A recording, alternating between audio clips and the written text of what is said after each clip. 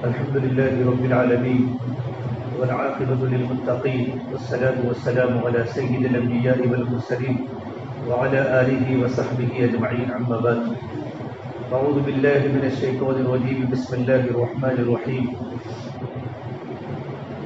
قل هذه سبيلي أدعو إلى الله على بصيرة أنا ومن اتبعني وسبحان الله وما أنا من المشركين.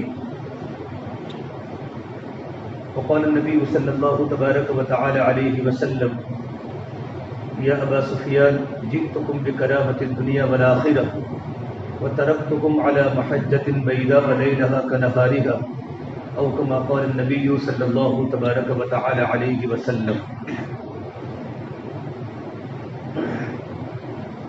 میرے محترم پیارے بھائیوں، اللہ تبارک و تعالیٰ نے اس دنیا کو ذمہ داری پوری کرنے کی جگہ بنائی ہے. یہ دنیا ذمہ داری پوری کرنے کی جگہ ہے اور دنیا ضرورت پوری کرنے کی جگہ ہے. یہ دنیا خواہش پوری کرنے کی جگہ نہیں ہے. خواہش پوری کرنے کی جگہ اللہ تبارک و تعالیٰ نے جنت بنائی ہے. جنت میں انسان کی ہر خواہش پوری ہوگی. انسان کے دل میں جو بھی تمنائیں ہوگی، جو امیدیں ہوگی، جو آرزو ہوگی، اللہ تبارک و تعالیٰ جنت میں ساری تمنائیں پوری کرے گا. وَلَكُمْ فِيهَا مَا تَشْتَهِي أَنفُسُكُمْ وَلَكُمْ فِيهَا مَا تَدَّعُونَ. انسان کے دل میں جو بھی تمنائیں ہوگی، پروردگار عالم جنت میں انسان کی ساری تمنائیں پوری کرے گا. لیکن بھائیو، دنیا ہے، دنیا یہ خواہش پوری کرنے کی جگہ نہیں ہے بلکہ ضرورت پوری کرنے کی جگہ ہے. اگر ایک خواہش پوری ہو گئی تو دوسری جنم لے گی، دوسری پوری ہو گئی تو تیسری جنم لے گی. بلکہ یہاں تک علماء نے لکھا ہے کہ ساری کی ساری دنیا کے اسباب انسان کی خواہش کی تکمیل کے لیے دے دیے جاویں نا، تب انسان کی خواہش کبھی پوری نہیں ہوگی. خواہش تو انسان کی بڑھتی رہے گی لیکن پوری نہیں ہوگی. ایک پوری ہوگی دوسری جنم لے گی، دوسری پوری ہوگی تیسری جنم لے گی. اس لیے کہ اللہ تبارک و تعالیٰ نے دنیا کو ضرورت پوری کرنے کی جگہ بنائی ہے، خواہش پوری کرنے کی جگہ نہیں بنائی. لیکن دنیا میں انسان اپنی خواہش کو پورا کرنے کی فکر میں ہے کہ میری خواہش پوری ہو، اس سے انسان پریشان ہے. اللہ کے نبی صلی اللہ تبارک و تعالیٰ علیہ وسلم نے ایک مثال دے کر اپنے امت کو سمجھایا کہ اگر ابن آدم کو سونے کا جنگل بھر کر دے دیا جائے، ابن آدم کو جانتے ہو سونے کا جنگل، گولڈ کا جنگل، اگر ابن آدم کو سونے کا جنگل بھر کر دے دیا جائے تب بھی ابن آدم دوسرے جنگل کی تمنا کرے گا. کتنا بڑا ریگستان ہے، کتنا بڑا جنگل ہے، یہ پورا کا پورا جنگل بھر کر دے دیا جائے تب بھی دوسرے جنگل کی تمنا کرے گا. لَأُعْطِيَ وَادِيًا مِّن ذَهَبٍ أَحَبَّ إِلَيْهِ ثَانِيًا وَلَأُعْطِيَ ثَانِيًا أَحَبَّ إِلَيْهِ ثَالِثًا. اگر دوسرا جنگل بھی سونے کا بھر کر دے دیا جائے تو تیسرے جنگل کی تمنا کرے گا. میرے نبی نے فرمایا کہ ابن آدم کا پیٹ صرف قبر کی مٹی بھرے گی. وَلَا يَسُدُّ جَوْفَ ابن آدم إِلَّا التُّرَابُ. کہ ساری کی ساری دنیا کے تمام اسباب مل کر بھی انسان کا پیٹ نہیں بھر سکتے کہ انسان کا پیٹ تو قبر کی مٹی بھرے گی. کیونکہ دنیا پر ضرورت پوری کرنے کی جگہ ہے. اللہ کے نبی صلی اللہ تبارک و تعالیٰ علیہ وسلم نے صحابہ کے دلوں سے دنیا کی محبت کو نکالا، دنیا کی فکروں کو نکالا، دنیا کی تمنا کو نکالا اور آخرت کو اتنا بڑا کہ صحابہ کا مقولہ تھا انما ہممنا الآخرہ، کہ ہمارے عزائم آخرت ہے، ہماری بنیاد آخرت ہے. لیست ہممنا الدنیا، ہماری بنیاد دنیا نہیں. ایک بار اللہ کے نبی صلی اللہ تبارک و تعالیٰ علیہ وسلم نے تمام صحابہ کرام کے بیچ میں اس آیت کو پڑھا، یا ایھا الذین آمنوا قوا انفسکم واہلیکم نارا وقودھا الناس والحجارہ. ایمان والوں، اپنے آپ کو، اپنے گھر والوں کو جہنم کی آگ سے بچاؤ جس کا ایندھن انسان اور پتھر ہوگا. یہ آیت تلاوت فرمائی تو ایک بوڑھے میاں نے کھڑے ہو کر پوچھا، بوڑھے میاں صحابی تھے، کہ اللہ کے نبی صلی اللہ تبارک و تعالیٰ علیہ وسلم حجارت جہنم کا حجارت الدنیا، کیا دنیا کے پہاڑ جہنم کے پہاڑوں کے برابر ہوں گے؟ تو میرے نبی نے فرمایا نہیں، فوالذی نفسی بیدہ محمد اس ذات کی قسم جس کے قبضے میں محمد عالمی کی جان ہے، لَصَخْرَةٌ مِّن صَخْرِ جَهَنَّمَ مِنْ أَعْظَمِ جَمَالِ الدُّنْيَا كُلِّهَا، دنیا کے تمام پہاڑ مل کر بھی جہنم کے پہاڑ سے چھوٹے ہیں۔ جب یہ بات فرمائی تو بوڑھے میاں بےہوش ہو گئے۔ فَوَقَعَ الشَّيْبُ مَغْشِيًّا عَلَيْهِ، بوڑھے میاں پر بےہوشی طاری ہو گئی۔ اللہ کے نبی صلی اللہ تبارک و تعالیٰ علیہ وسلم نے بوڑھے میاں کو فرمایا، بوڑھے میاں کلمہ پڑھو۔ آپ نے جب بوڑھے میاں کے دل پر ہاتھ رکھا تو ان کے دل میں حرکت تھی۔ فَوَضَعَ يَدَهُ وَهُوَ يَتَحَرَّكُ، کہ بوڑھے میاں کلمہ پڑھو، اور بوڑھے میاں کلمہ پڑھتے پڑھتے اللہ کے پیارے ہو گئے۔ یہ ان کا اندر کا ایمان تھا، اور میرے نبی نے ان کو جنت کی بشارت سنائی، فَبَشَّرَهُ بِالْجَنَّةِ، کہ بوڑھے میاں جنتی ہو گئے۔ بوڑھے میاں کو جنت کی بشارت سنائی۔ ایک صحابی نے پوچھا اللہ کے نبی صلی اللہ تبارک و تعالیٰ علیہ وسلم، یہ جنت کی بشارت صرف بوڑھے میاں کے لیے ہے یا ہمارے لیے بھی ہے؟ عجیب سوال کیا۔ تو اللہ کے نبی صلی اللہ علیہ وسلم نے قاعدہ کلیہ بتایا، ذَلِكَ لِمَنْ خَافَ مَقَامِي وَخَافَ وَعِيدِ، ان تمام دنیا کی انسانیت کے لیے جنت کی بشارت ہے جو اللہ تبارک و تعالیٰ کے سامنے کھڑے ہونے سے ڈرے اور اللہ تبارک و تعالیٰ کی وعیدوں سے ڈرے، کہ مجھے اللہ تبارک و تعالیٰ کے سامنے کھڑے ہو کر اپنی زندگی کا حساب دینا ہے۔ یوم یقوم الناس لرب العالمین، وہ کیسا دن ہوگا کہ رب العالمین کے سامنے انسانوں کو کھڑا کیا جائے گا، اور انسان کو اپنی ساری زندگی کی ذمہ داری کے بارے میں سوال ہوگا۔ جب اللہ کے نبی صلی اللہ تبارک و تعالیٰ علیہ وسلم اس آیت کی تلاوت فرماتے تھے تو آپ کی ہچکیاں نکل جاتی تھی۔ یہ اندر کا ایمان ہے۔ آپ نے اسی آیت کو نوجوان صحابہ کے بیچ میں پڑھی، اے ایمان والوں، اپنے آپ کو اپنے گھر والوں کو جہنم کی آگ سے بچاؤ جس کا ایندھن انسان اور پتھر ہوگا۔ یا ایھا الذین آمنوا قوا انفسکم واہلیکم نارا وقودھا الناس والحجارہ۔ ایک نوجوان صحابی مجلس سے اٹھے، اور اٹھنے کے بعد جب گھر پر پہنچے تو ان کے دل میں جہنم کا خوف آ چکا تھا۔ جہنم کے خوف کے آنے کے بعد انہوں نے کھانا بھی چھوڑ دیا، پینا بھی چھوڑ دیا، ترک الطعام وترک النوم وترک الشرب، کھانا بھی چھوڑ دیا، پینا بھی چھوڑ دیا، یہاں تک کہ مسجد میں نماز پڑھنا بھی چھوڑ دیا، گھر پر نماز پڑھتے تھے، کتنا روتے تھے۔ اللہ کے نبی صلی اللہ تبارک و تعالیٰ علیہ وسلم نے اس نوجوان صحابی کے بارے میں پوچھا کہ نوجوان صحابی مسجد میں نہیں آتے؟ اللہ کے نبی صحابہ کا تفقد فرماتے تھے ہر نماز میں، فجر میں کتنا مجمع گئے، ظہر میں کتنا مجمع گئے، بلکہ منافقین کی ہمت نہیں ہوتی تھی۔ اور سنتے ہم کہ فجر اور عشاء کی نماز، تو مدینہ منورہ کا ماحول تھا کہ کوئی انسان گھر پر نماز پڑھنے کی ہمت نہیں کرتا تھا۔ گھر پر وہی نماز پڑھتا یا تو منافق ہوتا، کہ مومن کبھی گھر پر نماز نہیں پڑھتا۔ اللہ کے نبی صلی اللہ تبارک و تعالیٰ علیہ وسلم مرض الوفات میں آپ کے گھٹنے میں اتنی تکلیف تھی اور آپ کے بدن میں اتنا درد تھا کہ آپ نے حضرت علی اور حضرت عباس کے سہارے پر مسجد میں تشریف لائے، اور آپ کے پیر مبارک زمین پر ٹکتے بھی نہیں تھے، اور آپ اس حالت میں مسجد میں باجماعت نماز ادا فرمائی امت کو بتلانے کے لیے کہ اسی حالت میں بھی گھر پر نماز پڑھنے کی اجازت نہیں ہے۔ یہ صحابہ کی زندگی میں نماز کا اہتمام تھا کہ عمل کا اہتمام ایمان کی حفاظت کے بعد ہوتا ہے، جب ایمان مضبوط بن جاتا ہے تو عمل مضبوط بن جاتا ہے، ایمان بنتا ہے تو عمل بنتے ہیں، عمل بنتے ہیں تو اخلاق بنتے ہیں، اور اخلاق بنتے ہیں تو معاشرہ پاکیزہ بنتا ہے۔ سب سے بڑی بنیادی بات اندر کا ایمان ہے۔ تو نوجوان صحابی مسجد میں نہیں آئے تو آپ صلی اللہ تبارک و تعالیٰ علیہ صحابہ کرام کو لے کر، کچھ صحابہ کو لے کر ان کے گھر میں ملاقات میں گئے، گھر گھر کی ملاقات، ان کی عیادت میں گئے۔ کیوں آئے نہیں؟ جیسے نوجوان صحابی نے اللہ کے نبی کو دیکھا تو کھڑے ہو گئے، فقام، اور میرے نبی سے معانقہ کیا، واعتنقہ وخر میتا، اور مردہ ہو کر زمین پر گر پڑے، ان کی روح پرواز ہو گئی۔ نوجوان صحابی حضور کو دیکھ کر کھڑے ہو گئے، میرے نبی سے معانقہ کیا، اور معانقہ کرنے کے بعد فوراً زمین پر مردہ ہو کر گر پڑے۔ اللہ کے نبی صلی اللہ تبارک و تعالیٰ علیہ وسلم نے فرمایا، جہدوا صاحبکم، تمہارے ساتھی کی تجزیہ و تکفین کی تیاری کرو، جنازے کی غسل کی تیاری کرو، جہنم کے تذکرے کے سننے کے بعد ان کے جگر کے ٹکڑے ٹکڑے ہو چکے ہیں۔ یہ صحابہ کرام کی پایو فکر آخرت تھی، فکر آخرت تھی۔ یہ دنیا ہے، دنیا وہ آخرت کی تیاری کے لیے اللہ نے دی ہے۔ اس لیے اللہ کے نبی صلی اللہ تبارک و تعالیٰ علیہ وسلم نے حضرت ابو ذر غفاری کو فرمائیے ابو ذر کشتی مضبوط بنا لو، دریا بڑا گہرا ہے، اور یہ ابو ذر کمر کو ہلکی رکھو، پل صراط بڑا کٹھن ہے، اور یہ ابو ذر توشہ ساتھ لے لو، منزل بڑی دور ہے۔ یہ 4 مہینہ، یہ 2 مہینہ، اور یہ چلہ، یہ 3 دن نمازوں کی پابندی، قرآن کی تلاوت کی پابندی، اللہ کے ذکر کی پابندی، یہ ہمارے عمل کا توشہ ہے۔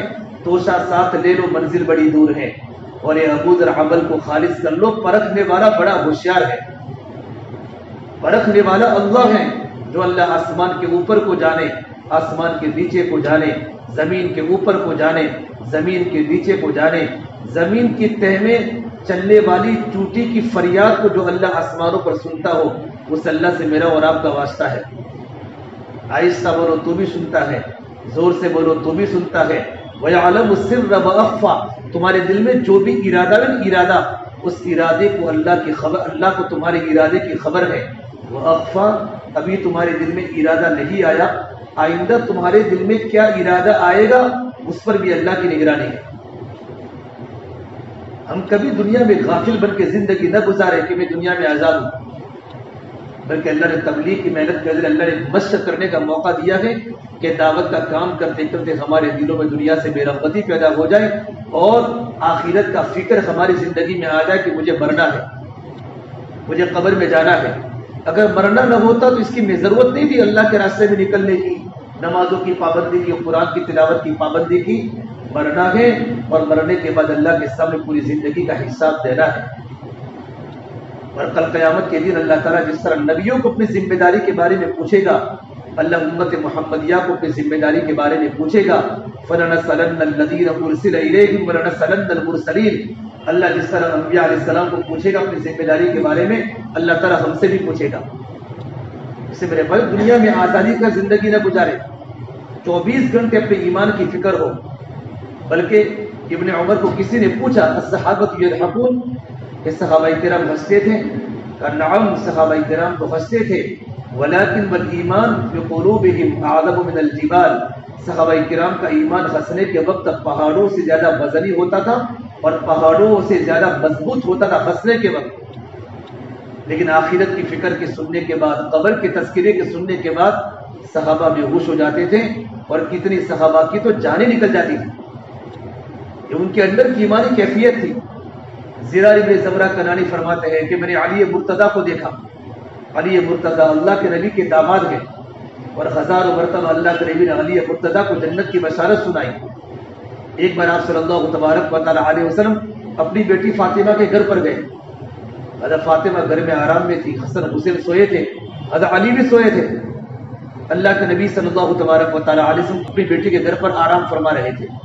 اچانک حضرت حسن اٹھے، کہا امی جان مجھے پانی پینا ہے۔ تو فاطمہ اٹھنے لگی تو آپ نے کہا فاطمہ تم سو جاؤ، میں اپنے بیٹے کے لیے لاتا ہوں پانی۔ آپ نے اپنے نواسے کو پانی نہیں پلایا، آپ باہر گئے، اور وہاں دبلی پتلی بکری تھی، بکری جن کے تھن خشک تھے، آپ نے تھنوں پر ہاتھ پھیرا، تھنوں دودھ سے بھر گئے۔ آپ نے دودھ کو دوہا، لوٹے میں دودھ کو بھرا پیالے میں، اور لے کر آپ گھر میں آئے۔ تو حسین اٹھ گئے، چھوٹے سے حسن حسین اٹھ گئے کہ نانا جان مجھے پہلے دے دو۔ تو کہا نہیں، جو پہلے مانگے گا اس کو پہلے ملے گا، جو بعد میں مانگے گا اس کو بعد میں ملے گا۔ حضرت فاطمہ نے کہا یا رسول اللہ کیا آپ کو حسن سے زیادہ محبت ہے؟ فرمایا نہیں، اللہ نے مجھے انصاف کرنے کا حکم دیا ہے، وَأُمِرْتُ أَنْ أَعْدِلَ بَيْنَكُمْ، کہ میں تمہارے درمیان انصاف کے ساتھ زندگی گزاروں۔ حسن نے پہلے مانگا تو حسن کو پہلے ملے گا، حضرت حسین نے بعد میں مانگا، حضرت حسین کو بعد میں ملے گا۔ حضرت حسن رضی اللہ تعالیٰ عنہ سر کے بالوں سے لے کر ناف تک اللہ کے نبی کے مشابہ تھے، اور ناف سے لے کر پیر کی انگلیوں تک حضرت علی کے مشابہ تھے۔ حضرت حسین رضی اللہ تعالیٰ عنہ سر سے لے کر ناف تک حضرت علی کے مشابہ تھے، اور ناف سے لے کر پیر تک حضور اکرم صلی اللہ تبارک و تعالیٰ علیہ وسلم کے مشابہ تھے۔ تو میرے نبی فرماتے تھے حسن میرا بیٹا ہے اور حسین علی کا بیٹا ہے۔ آپ نے حسن کو بھی دودھ پلایا، حضرت حسین کو بھی دودھ پلایا، حضرت فاطمہ نے دودھ پیا، اور اللہ کے نبی صلی اللہ تبارک و تعالیٰ علیہ وسلم دودھ نوش فرمایا۔ یہ ساری کارگزاری میں حضرت علی سوئے ہوئے تھے، آرام میں تھے۔ اس وقت میرے نبی نے فرمایا فاطمہ تو اور میرے دونوں بچے اور جو سویا ہوا علی، ہم جنت میں اکٹھے ساتھ میں رہیں گے۔ آپ نے ان کو جنت کی بشارت سنائی۔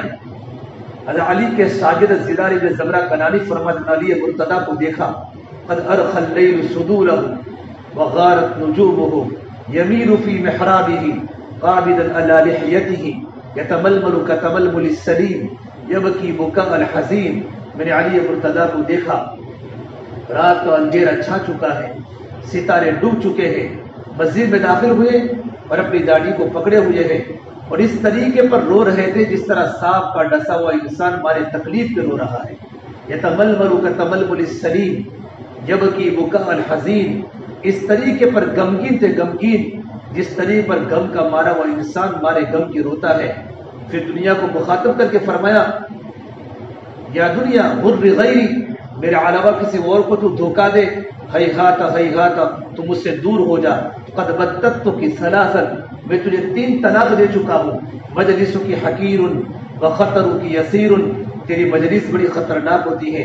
پھر اپنے ہاتھوں کو پلٹ کے فرمایا، آہن آہن، ہائے میں کیا کروں، ہائے میں کیا کروں، من قلت الزاد و بغض السفر و وحشت الطریق، سفر کا سامان بہت تھوڑا ہے اور سفر تو بہت لمبا ہے۔ اتنا ایمان کے پاورفل ہونے کے باوجود اتنا فکر آخرت تھی اور اللہ کے سامنے کھڑے ہونے کا ڈر تھا۔ میرے بھائیوں، یہ دنیا چند دن کا سامان ہے، یہی تجھ کو دن ہے رہو سب سے اعلیٰ، وہ زینت نرالی ہو فیشن نرالا، جیا کرتا ہے یوں ہی کیا مرنے والا، تجھے حسن ظاہر نے دھوکے میں ڈالا، تجھے پہلے بچپن نے برسوں کھلایا، جوانی نے پھر تجھ کو مجنوں بنایا، بڑھاپے نے پھر آ کے کیا کیا ستایا، اجل تیرا کر دے گی بالکل صفایا، جگہ جی لگانے کی دنیا نہیں ہے، یہ عبرت کی جگہ تماشا نہیں ہے۔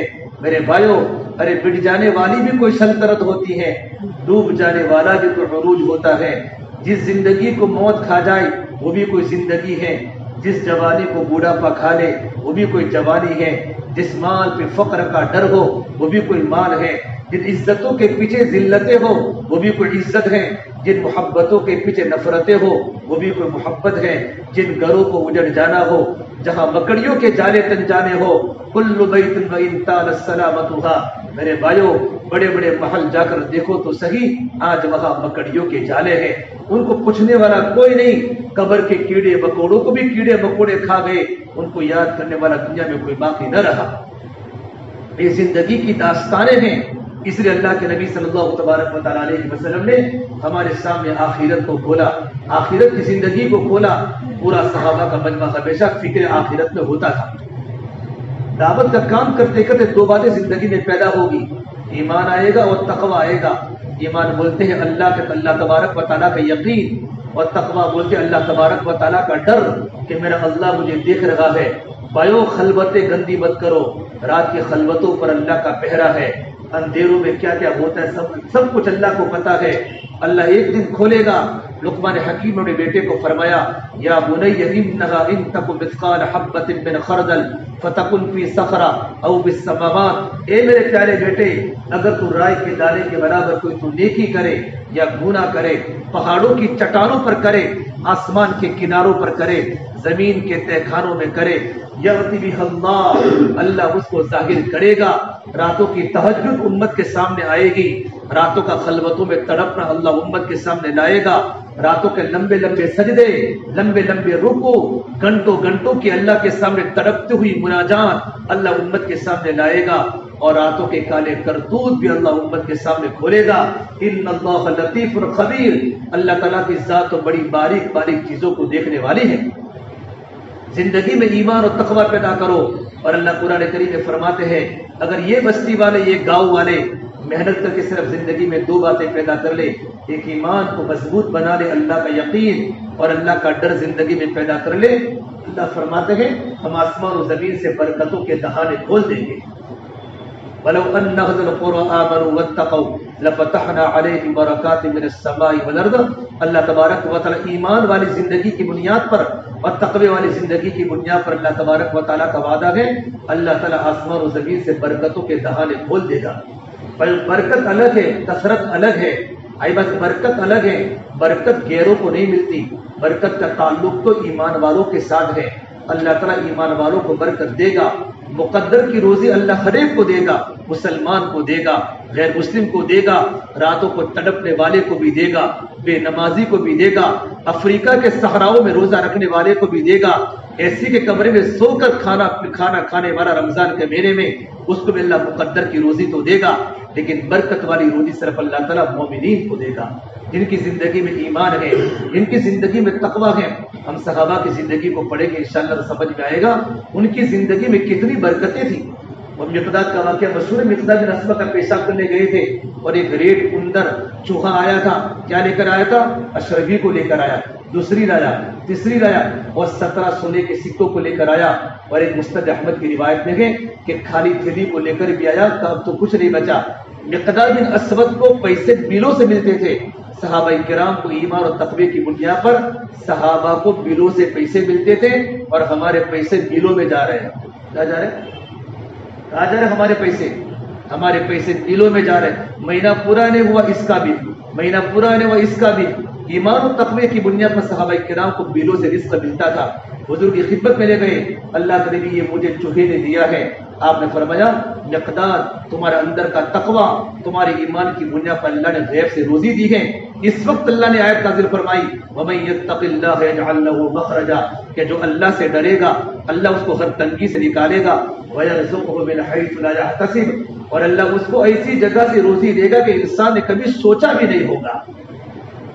वमन यतवक्कल अलल्लाह फहुव हस्बुह, और जो अल्लाह पर भरोसा करेगा अल्लाह ही उसको काफी है। अल्लाह के नबी की जिंदगी हम पढ़े, सहाबा की जिंदगी में आपको बरकत मिलेगी। एक बार आप सल्लल्लाहु तबारक व तआला अलैहि वसल्लम गज़वे खंदक के मौके पर आप खंदक खोद रहे हैं, सहाबा का मजमा भी खंदक खोद रहा है। मदीना मुनव्वरा में ठंडी है, गज़वे अहज़ाब ठंडी में हुआ, गज़वे तबूक गर्मी में हुआ। दो बड़े खतरनाक आजमाइशें थी और इतने खतरनाक सहाबा किराम पर हालात थे कि कुरान करीम में अल्लाह ने खंदक के सहाबा के हालात को बयान किया है। वबलगतिल कुलूबुल हनाजिर वतज़ुन्नून बिल्लाहि ज़ुनूना, उनके कलेजे गले को आ चुके थे। हुनालिक बतुलियल मुमिनून वज़ुलज़िलू ज़िलज़ालन शदीदा, अल्लाह ईमान वालों की कसम-पुरसी को अल्लाह कुरान करीम में बयान कर रहा है। जाबिर बिन अब्दुल्लाह फरमाते हैं कितनी भूख थी अल्लाह की कसम, वे सर्दी में भूख ज्यादा लगती है, खड्डे खोद रहे हैं, खंदक खोद रहे हैं। अभी इज्तिमा में खड्डे खोदने के होते हैं। जो खिदमत के काम में आदमी लग जाता है उसकी जिंदगी बन जाती है, उसकी जिंदगी की भाग दौड़ अल्लाह पाक अपने हाथ में ले लेते हैं। तो भूख लगी थी तो या रसूल अल्लाह हमें भूख लगी है। सहाबा किराम के पेटों पर एक पत्थर थे। शकौना इलन नबी की सल्लल्लाहु तबारक व तआला अलैहि वसल्लम, या रसूल हमें भूख लगी है। सहाबा किराम के पेटों पर एक पत्थर थे, आपने अपनी चादर हटाई तो आपके पेट पर 2 पत्थर थे। पत्थर क्यों बांधते थे? वे पत्थर क्यों, पता है पत्थर क्यों बांधते थे? पत्थर इसलिए बांधते थे कि जब आदमी को भूख ज्यादा लगती है, भूख ज्यादा, तो अंदर की आंतड़ियां उकड़ती हैं, खतरनाक पेट में दर्द शुरू हो जाता है। तो पेट पर पत्थर रखने की बुनियाद पर आंतें क्या होते, सुकड़ जाती हैं, तो थोड़ा जरा सा भूख का एहसास खत्म हो जाता है। अल्लाह के नबी सल्लल्लाहु तबारक व तआला अलैहि वसल्लम के पेट पर 2 पत्थर थे। जाबिर फरमाते मुझे बहुत रोना आया, मैं चुपके घर गया, क्या घर में कुछ है? एक छोटा सा बकरी का बच्चा है, तो बकरी के बच्चे को ज़बह कर लो, थोड़ा सा जौ का आटा है कि थोड़ी रोटियां बना दो, मैं हुजूर को घर पर खाने बुलाने लेकर आ रहा हूँ। बीवी ने कहा ठीक है, अल्लाह के नबी के साथ थोड़े इंसानों को दावत दे देना। हुजूर की खिदमत में, या रसूल अल्लाह आपकी मेरे घर पर 2 पहर के खाने की दावत है, आपके साथ 14 या आपके साथ 15, अंत मराब अशर व अंत खमसत अशर, आप 14 आप 15। पूरा सहाबा का मजमा 1500 का मजमा, 1500 का मजमा खंदक खोद रहा है। जब खंदक खोदने से फारिग हुए तो आपने ऐलान किया हलुम्मू इला गदा जाबर या अहदल खंदक, ए खंदक वालो चलो सबके सब जाबिर के घर पर खाने की दावत है। 15 की दावत, 1500 का मजमा खंदक खोद रहा है। दोपहर के खाने को अरबी में गदा बोलते हैं, रात के खाने को अरबी में अशा बोलते हैं। अल अशा बाद अल इशा, अल अशा बोलो, थोड़ा सीखो, थोड़ा गोची में को सीखता था, थोड़ा अरबी भी सीखना चाहिए। अल अशा बाद अल इशा, के शाम का खाना कब है? इशा के बाद है। और नाश्ते को अरबी में अल फतूर बोलते हैं। दोपहर का, एक खंदक वालों चलो जाबे के घर पर दोपहर के खाने की दावत है। اب پورا صحابہ کا مجمع چلا کھانے کے لیے. جابر فرماتے میرے تو حالت خراب ہو گئی, میں چپ کے دوڑتا دوڑتا چلا. بیوی نے پوچھا کیوں پسینہ سر پر, کیا ہوا؟ کہا بات بدل چکی ہے, 13-14 کو دعوت تھی, 1500 کا مجمع آ رہا ہے. تو بیوی نے کہا انت تو نے کہنے میں کچھ غلطی کی ہوگی. بیوی غصے ہو گئی کہ نہیں میں نے کچھ نہیں کہا, میں نے صحیح کہا ہے. علماء نے لکھا ہے مدینہ منورہ کی عورتیں مدینہ کے شوہروں پر غالب تھی. مدینہ منورہ کی عورتیں مدینہ کے شوہروں پر غالب تھی, ہماری طرح جیسے ہماری عورتیں ہم پر غالب ہے. میرے نبی نے فرمایا جو مرد اپنی بیوی کو عزت دے اگرچہ مرد مغلوب ہو جاوے. کمینہ آدمی وہ ہے جو اپنی بیوی کو ذلیل کرتا ہے, عزت دار آدمی وہ ہے جو اپنی بیوی کو عزت دیتا ہے. یغلبہن اللئیم یغلبن الکریم, باعزت آدمی اپنی بیوی کو عزت دیتا ہے اگرچہ بیوی کی باتیں سننا پڑے, اور کمینہ آدمی اپنی بیوی کو دباتا ہے. تو مدینہ کی عورتیں مدینہ کے شوہروں پر غالب تھی. کہ نہیں میں نے تو صحیح بات کہی ہے. تو پھر دعوت کس نے چلائی؟ کہ حضور نے. عورتوں کا یقین تھا جس نے دعوت چلائی وہی سنبھال لیں گے. اللہ کے نبی صلی اللہ تبارک و تعالی علیہ وسلم جب جابر بن عبداللہ جانے لگے تو آپ نے فرمایا لا تدعی البرما. عربی میں چھوٹی ہانڈی کو برما بولتے ہیں اور بڑی ڈیگ کو عربی میں قدر بولتے ہیں. مطلب چھوٹی سی ہانڈی لگی ہوئی تھی کھانے میں, 13-14 انسان کا کھانا تھا. آپ نے کہا جب تک میرا ہوں تب تک ہانڈی کو وہاں سے مت ہٹانا. حضور 1500 صحابہ کرام کو لے کر پہنچے, دسترخوان بچھایا, آپ ڈیگ پر بیٹھے صحابہ کرام کو کھانا کھلا رہے ہیں. 1500 صحابہ کب سے بھوکے تھے, غزوہ خندق کے موقع پر کے پیٹوں پر پتھر تھے. پیٹ بھر کر کھانا تناول فرمایا. کہ جابر کے گھر والوں تم بھی کھا لو.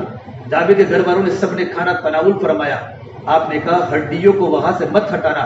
پھر آپ نے خود کھانا تناول فرمایا تو کھانا ویسا کا ویسا بالکل کھانا موجود تھا, بالکل سالن میں ایک قطرہ بھی ختم نہیں ہوا تھا.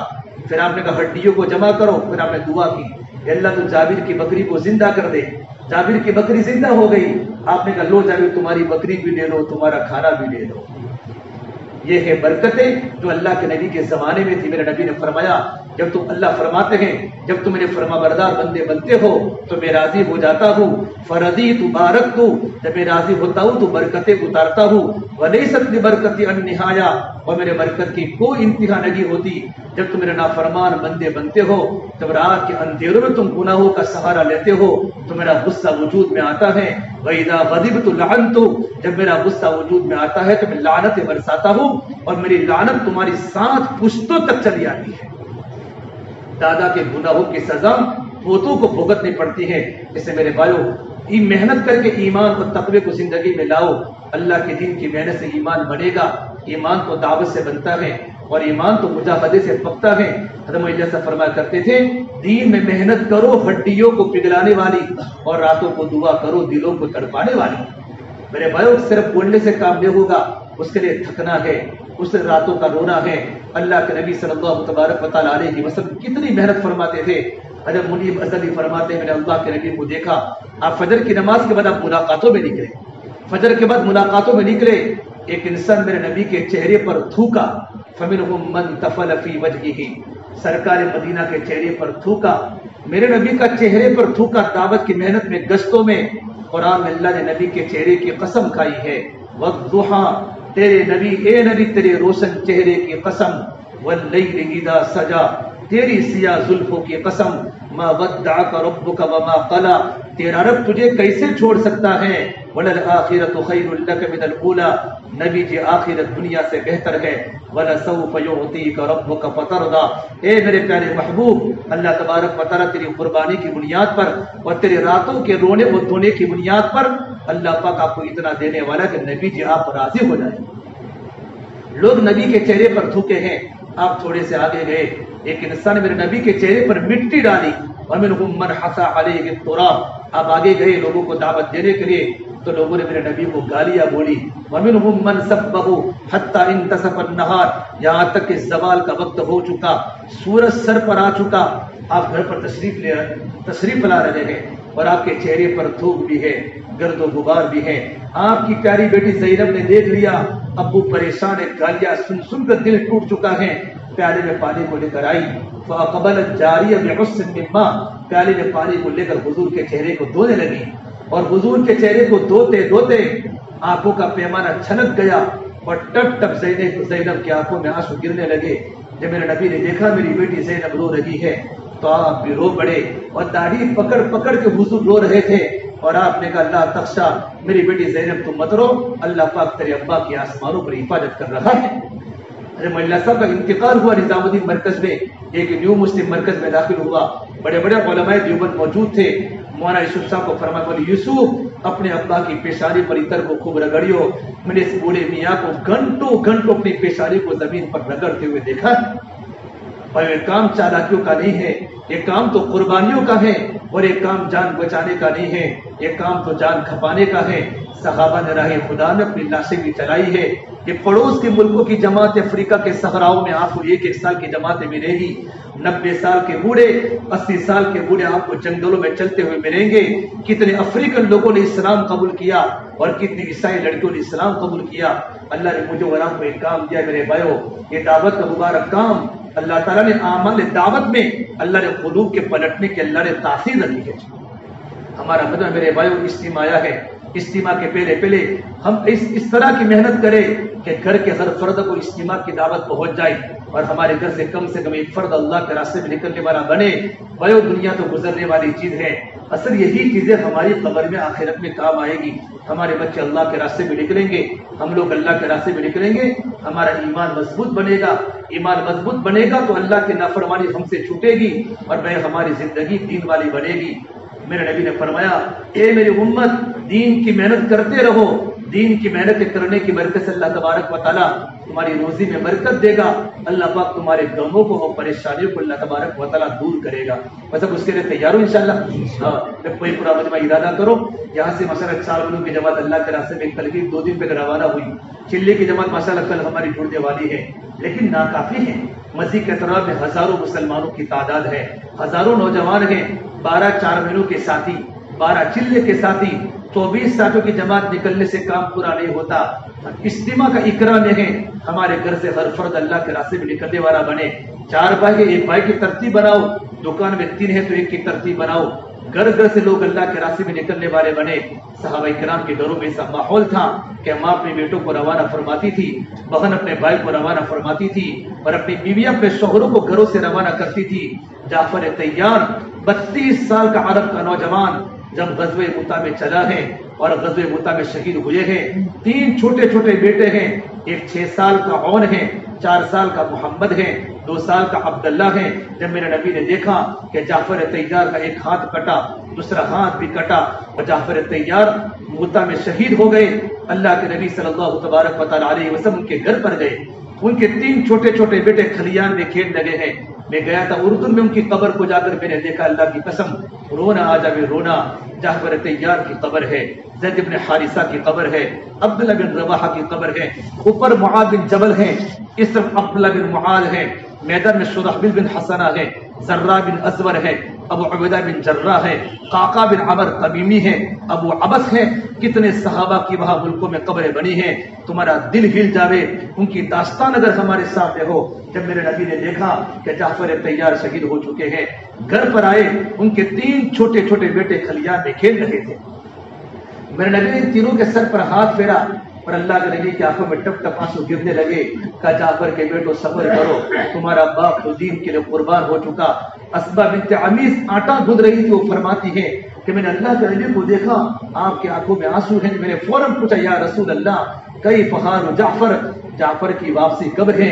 جعفر کے بیٹے جعفر کو یاد کر رہے ہیں. تو میرے نبی نے اپنی گردن کو جھکا کر فرمایا یا اسما اصبری واحتسبی، یہ اسما تو صبر کر، اللہ سے اجر کی امید کر، تیرا شوہر تو اللہ کے دین کے لیے قربان ہو چکا. میرے بھائیو کچھ مٹتے ہیں تو کلیوں کو وجود ملتا ہے اور کچھ پتھر زمین میں دفن ہوتے ہیں تب جا کر عمارت کو رنگ ملتا ہے. ایسے پورے عالم اسلام کا جھنڈا بلند نہیں ہوا، بڑی قربانی دنیا میں لگی ہے تب جگہ آج میں ورا مسلمان ہے، ہم نے کلمہ پڑھا ہے. اسے میرے بھائیو ابھی ہمارا 1 ہفتے کے بعد ہمارا اجتماع ہے. اجتماع کے پہلے کی محنت، مسجدوں میں لوگ اعتکاف کرنے والے بنے، قرآن کی تلاوت زندہ ہو جائے، اللہ کی ذکر کرنے والے زندہ ہو جائے، گھر گھر میں مستورات روزہ رکھے، تعلیم کے حلقے ہمارے بڑے، عمومی اجتماعات کی دعوت ہو، دکانوں پر اور ہمارے چوکوں پر اور محلوں میں اجتماع کی دعوت ہو اور گھر میں اس آواز کو لگائی جائے کہ ہر گھر سے کم 1 فرد اللہ کے راستے میں نکلنے والا بنے. مطلب اس کے لیے تیار ہو بھائی انشاءاللہ. اللہ تعالی ہم تمام کو عمل کرنے کی توفیق عطا فرمائے.